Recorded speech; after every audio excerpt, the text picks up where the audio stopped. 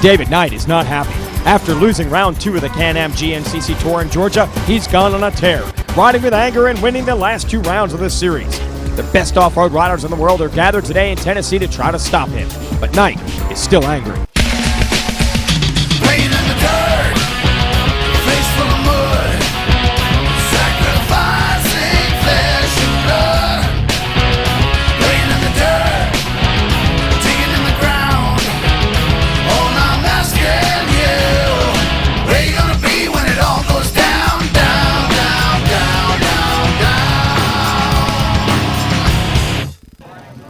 Hello everyone and welcome to another episode of Racer TV. Jason Wygant giving you the call. Coverage from the Can-Am Grand National Cross Country Series. Riders gathered here on the starting line. Nathan Canny, Jason Raines. Here's Charlie Mullins, who's had an up and down season in his first tour of duty with FMF Suzuki. Jim Jarrett started the year strong. Garrett Emiston is trying to find himself after a phenomenal run last year. And hey, our 2000 GNCC champion Shane Watts is back in action today. And whenever Shane shows up, you never know. He could go very, very fast. We're ready to go racing here at Loretta Lynn's, and we are into the first turn, a 3-hour cross-country extravaganza. It's the Suzuki man Mullins battling with Nate Canny. These two have been lightning quick and early in the races this year. And look at that, Canny's got the lead on the Red Bull KTM. Then it's Watts in third, David Knight in fourth. Now, do not let this section of the racetrack mislead you. It's going to be tight woods and rough stuff. They work their way through the fields over a road crossing, and this is where the real GNCC racing begins. And look at Watts in third, already showing a wheel to Mullins as the rest of the field begins to filter their way on the racetrack. But right now, it's Nate Canny out of New York leading Knight, who's moved into second. Let's check up with Charlie Mullins, now back to third. I feel pretty good. I'm ready to go 100%. Really looking forward to this race, and it should be pretty good. I walked some of the track, and I'm really looking forward to it, and I feel really good today. All right, that's Mullins. Here's Watts. Yeah, that's right. It's my dirt wise riding schools. That's where my income comes from now. So racing's just for the fun of it. And if I show up and I decide to race, well, I will. And if I don't feel like it, I won't. But today's pretty much my last race for the year. I enjoy riding here and had a lot of good results here in the past. So we'll see how things go. Hopefully I get a good start. I definitely want to run up front with these guys, but my last race, my goal was to make it to the fuel stop in the middle of the race, and then that was it, and that's what I did. I was running fourth up until then, and then I was out of energy, so I just went slow for the second half of that race. And today, hopefully I'll get a little bit further through the race, but yeah, I just want to go out and enjoy myself, ride safe, hopefully get up the front, lead for a little while, and then that's my glory, and then shut it down and head on home. And, you know, maybe even stop halfway through the race so I can get home for dinner tonight. How about the fact that Watts is keeping pace with David Knight right now, and Knight is going very fast. Let's talk to the champ. Yeah, just try and do the usual sort of with a good start. That'll be I think if I got the whole shot, I think I would have to stop and or crash or I think I'd be in shock. But I want to try and get off with everyone anyway, at least, and then just try and do the same thing, try and get up front and do my own race. But it looked pretty, like the ATVs yesterday, it looked pretty fast, and just looking at it now, it looks pretty fast, and that makes it more difficult to pull away, you know. So I'll just see what happens. I'll decide middle of the race what I have to do. Well, Knighter got that good start today. You see Watts and Mullins battling for the number 2 position, and that is allowing Knight to put some distance on and do like he wants to do, which is ride his own race. I can't believe Watts is going this strong, though. This guy has barely done any racing all year long, and he is still up front. Let's check in on his young country mate, Josh Strang. I feel good. Track looks good and perfect conditions. Hope maybe a little bit of rain, so we'll see how things turn out. Came here last year for the GNCC and then again for the motocross, and I like it. It's a good place. Yeah, Strang raced the Aeronautiques Amateur National Motocross Championship here last summer. He's trying to get the full American experience. How about all these foreign riders invading this tour? You've got Knight from the Isle of Man, and man, is he going good right now. He's fun to watch, even in the wide open sections. It's exciting to watch him, and then just wait till he gets to the woods and really puts that bike through its paces. But then you've got Watts, the veteran out of Australia, the 2000 Series champ, and Josh Strang, who is only 19 years old for the land down under. And they're sandwiching Mullins, who is the top American at this point in the number 3 position. Then there's Canny out of New York, and another one of the veterans, this man out of Ohio, Jim Jarrett. Yeah, this place is awesome. You know, we've been here for as many years as I can remember ever since I started. So it's always fun to come back here, and the track's awesome, and can't wait for today. Whoa, a little mistake there from Knight. He is really pushing, trying to get enough distance between himself and Watts and Mullins and the rest of these guys so they cannot see him. Once you can't see him, it's hard to keep pace with him. Look at Knight, man, just doubling these boops. This track is already getting rough. Here's Watts, and here's our Rocky Mountain Spotlight. For today's Rocky Mountain ATVMC.com product spotlight, let's focus on storage. Specifically on how to get all your riding gear to the racetrack. For starters, check out the ARC Medium Gear Bag. Measuring 25 inches long, 16 inches wide, and 18 inches tall, there are 2 separate storage compartments for boots and gear, and this bag retails for just $34.99. Or take a step up to the ARC MX 120 Gear Bag.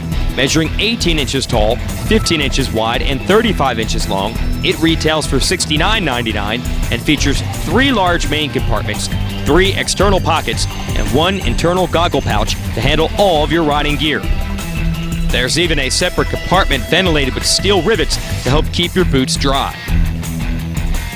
For maximum convenience, check out the ARC MX 240 Roller Gear Bag. It also measures 18 by 15 by 35, also features 3 large main compartments, 3 external compartments, and an internal goggle pouch, and the ventilated boot bin.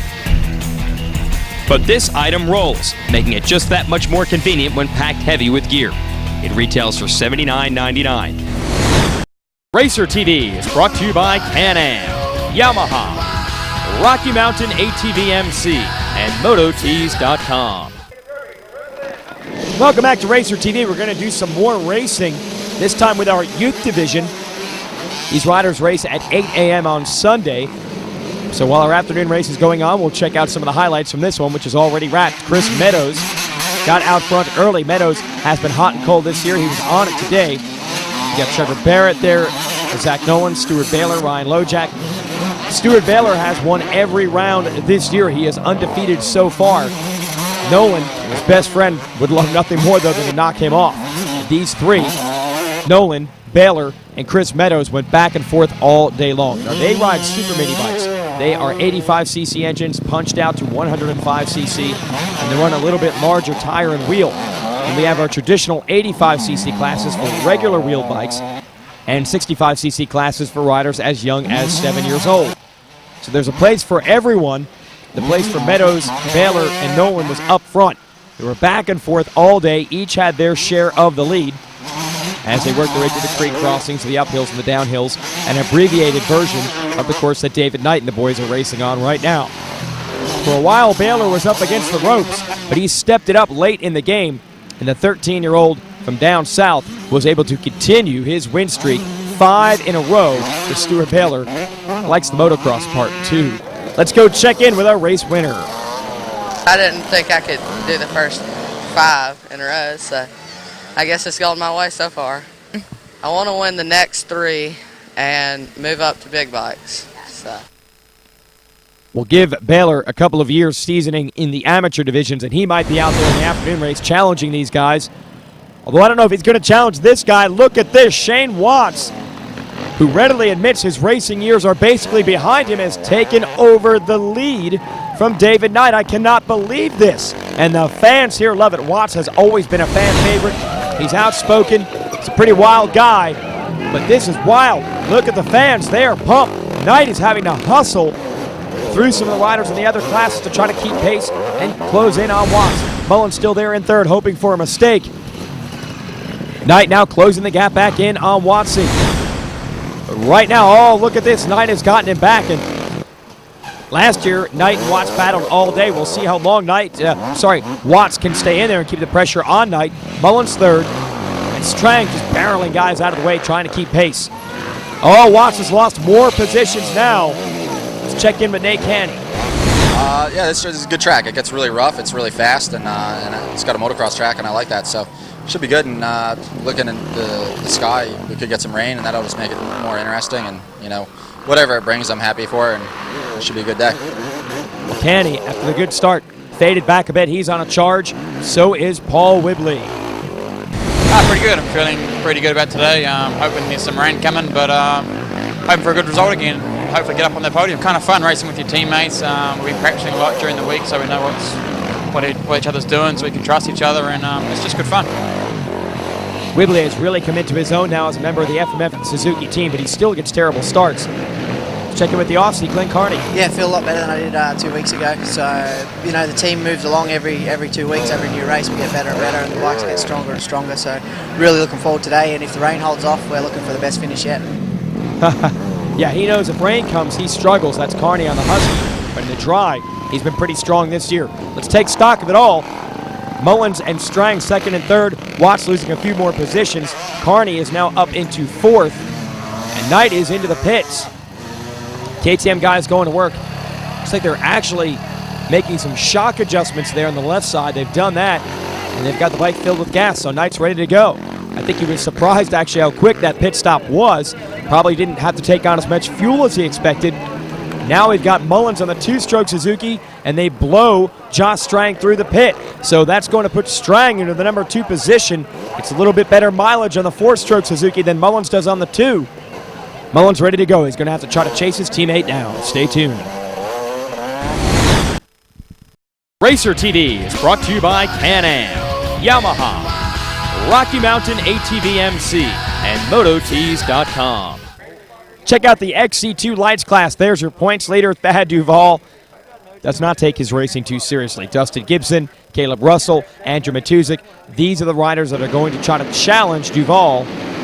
We're going racing here, long start straight, and it looks like the Yamaha men, the Monster Energy Andrews Yamaha's out front. Caleb Russell going to try to tuck it inside, but a good start for Dustin Gibson and Josh Weisenfels on the blue bikes, and Duvall nowhere to be seen early in this one. It's Weisenfels in the lead, still looking for his first ever GNCC win. He's been close so many times. He's off to a good start today. There's Duvall in the fourth, Johnny Barber there in fifth.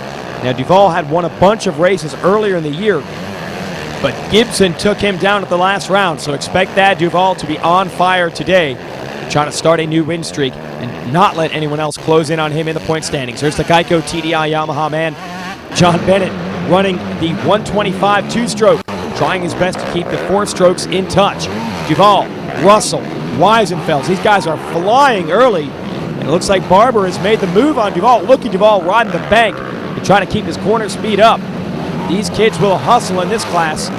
They're young talent on 250Fs. Look at that move on the left side.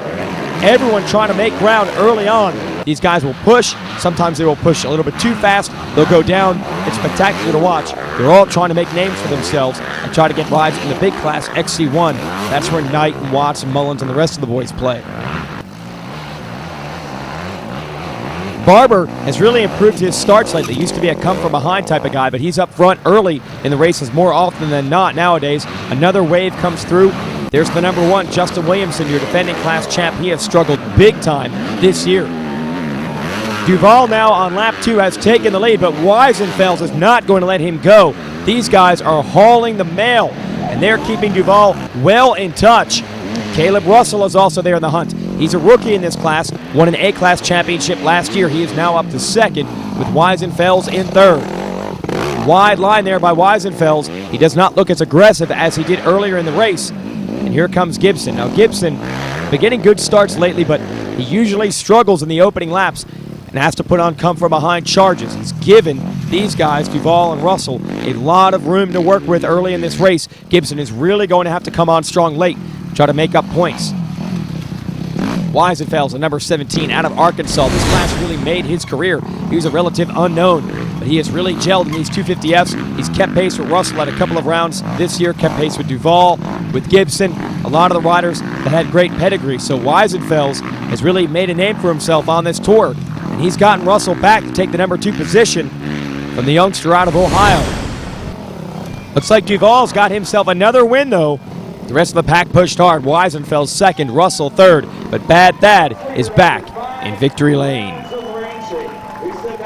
Yeah, you know, I got out to a decent start and got the lead and put my head down, charged, and last couple laps there I got a rock in my boot and it was pushing on my foot and it kind of hurt a little bit, so it made me kind of fall back, but other than that I had a really good ride. So congratulations out to him, Weisenfels and Russell. They're getting faster every week. Gibson comes from behind for 4th, and Williamson a solid run into the top 5. Monster Kawasaki riders Matuzik and Watkins came next, and they're all going to have to try to chase down Duvall at our next round, just like everyone's trying to chase down this man, David Knight. It would be interesting to see Duvall and Knight maybe square off someday in the future. Knight having a look over at the right side of his bike. Is there something wrong with the Red Bull KTM machine? I'm not sure. Neither is he. He's going to be headed to the pits next, so he might have an opportunity for a fix, but it looks like he goes right through the pits and just keeps on charging. There is no pressure on Knight right now. He has really distanced himself from the battling Suzukis of Strang and Mullins. Strang here on the 4-stroke, still in the number 2 spot. Remember, he got that spot in the pits because he didn't have to stop for fuel. It's Glenn Carney now who's taken over 3rd from Mullins. So Carney on that Husky, like he said, getting stronger, getting faster every week, and he is now up into a podium position. He is on the gas. And the fans love the Nighter here in Tennessee. Loretta Lynn, the country music star, her campground facility and ranch down here has been opening its doors up to GNCC racing for 30 years. And David Knight's one of the best to have ever come through the pipeline. Look at Carney airing it out. Really stepped up in the second half of this race to get into that number 3 position, and he just might be able to even run down Strang. They're all going to have to hope for a mistake, though, from Knight, who has really distanced himself from the field. He's got 1 lap to go. The win streak may just continue. Who will round out the podium, though? Stay tuned. Racer TV is brought to you by Can-Am, Yamaha, Rocky Mountain ATV MC, and MotoTees.com. Welcome back, Racer TV's coverage of the Can-Am Grand National Cross Country Series with Series champ David Knight on a victory tour right now. Got a nice size lead built up over the field, courtesy of a much better start than usual. He started about 5th, which for Knight is spectacular. We've seen him come from worst to first on too many occasions for him. Here's Josh Strang in 2nd. Strang set a pace early on, saved some energy, then really put his head down. And he has taken on all comers today. 2nd place would be a great run for the 19-year-old out of Australia. And here's Glenn Carney, the 20-something Australian star. So it could be an all-foreign podium today. And Carney is making that Husky look good. Mullins can still see Carney ahead of him. And he's going to keep on charging. He's got that podium position as a dangling carrot right now. Mullins has to be disappointed that Knight got away from him early in this one. Mullins was expected to challenge Knight for the championship this year, along with Barry Hawk, who finished 2nd in the tour last year. Hawk is out with some injuries. The Ampro Yamaha man hopes to be back in a couple of races. Mullins has struggled, though, and it's the Australians here, Strang and Carney, along with Paul Whibley out of New Zealand, who have really been putting the results together lately. Coming down to the finish, you see Knight's got to get around some other riders. There are hundreds of amateur riders out here, classes for everyone, and a lot of them do race at the same time as the pros. And they're racing for trophies, they're racing for bragging rights and glory. They're good riders in their own right, but David Knight, well, he is basically from another planet with the skills he has. Spent years in his native Europe, dominating over there, was looking for a new challenge, came over here to the U.S. It has been a challenge at times, but no one has been able to consistently take down the big man from the Isle of Man, and he's just probably got an ear-to-ear grin underneath that helmet because he's going to win his 3rd race in a row. He did it in North Carolina, in South Carolina, and now Tennessee. David Knight wins at Loretta Lynn's. It was a pretty good start for a change, and then got into 2nd, and I got a rock in my windpipe. It's knocked the wind out of me, so I was sort of struggling for a couple of laps and watched it come past, and I just sort of followed him and tried to get my breath back, and then we got some back markers, and you know, I went one way, Watch went the other way, and we collided, and I think Shane come off, so sorry about that for Shane, but yeah, then I just tried getting my breath back and just, you know, trying to ride smooth, and it turned out good in the end, but I was worried for a couple of laps that I was going to have to pull in, and something was wrong with my neck, I don't know, but anyway, glad that was over. Well, there were a lot of contenders today, but Josh Strang fought through most of them, and he takes second. Yeah, today went really good. I didn't go off to such a great start, but I managed to get to the front and stay there. I was really happy. No problems at all. The bike ran awesome. I can't believe how good it is. It was a little bit slippery, I think, for everyone today, like with the shelly rock and hard ground, but everything went well. You darn right it did. Second place. That's nothing to sneeze at behind Knight. Mullins will join his teammate on the podium. Shane Watts, like he said, decided to park it, didn't finish this one, so Carney and Kenny round out the top 5. Paul Whibley's got to be disappointed with that 6th place finish. Let's take a little recount of exactly how it went down today. Charlie Mullins, Nathan Kenny battled for your RaceRex Hole Shot Award.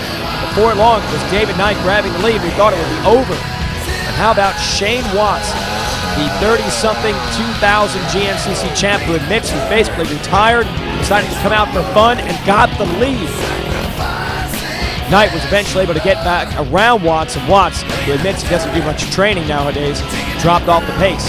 That left Charlie Mullins in second to try to run Knight down. He had to deal with some competition from the Aussies. Glenn Carney, Josh Strang. Strang finishes second. Knight takes the win. So David Knight's points lead continues to stretch. Can anyone stop this guy in 2008? You'll have to keep tuned to Racer TV to find out. For everyone here, I'm Jason Wygant. Thanks for watching. Loretta Lynn's GNCC.